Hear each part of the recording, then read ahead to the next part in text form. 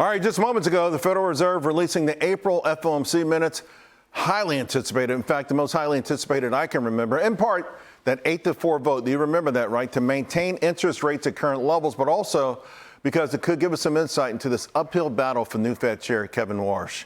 We're lucky to have Danielle DiMartino Booth. She's the CEO and chief strategist at QI Research. All right, Danielle, we covered the FOMC event live. Our jaws dropped at 8-4. Couldn't wait for the minutes. What's standing out for you?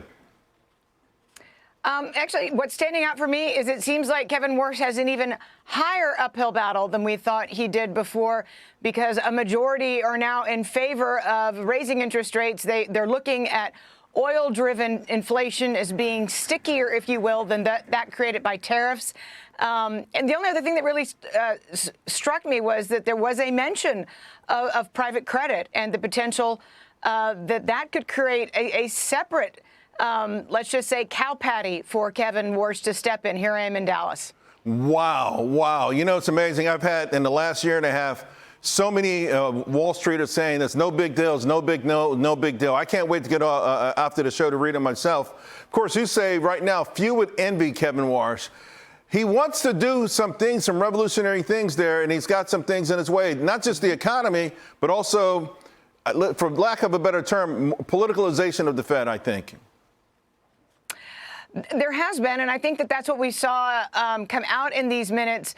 There's not really much that the Fed can do about what we call essentials inflation. They don't have any kind of control with interest rate policy over the price of oil, over the price of food, and even the pass-through effects to fertilizers and other areas of the economy. This is not demand-driven inflation. This is a supply shock. And I think that even though Warsh knows that he is still going to have a very difficult time convincing other members of the committee that they need to be more focused on their labor mandate. We just saw West Marine, a 58-year-old boat company, file for Chapter 11. We heard just yesterday that teen hiring this summer is going to be the lowest on record in data to 1948. And we continue to hear about firms pushing through with layoffs. And you're hearing that from retailers all across America who are saying, Home Depot just said it yesterday, our customers are concerned about losing their jobs. So somebody's not listening, Charles, and somebody needs to listen.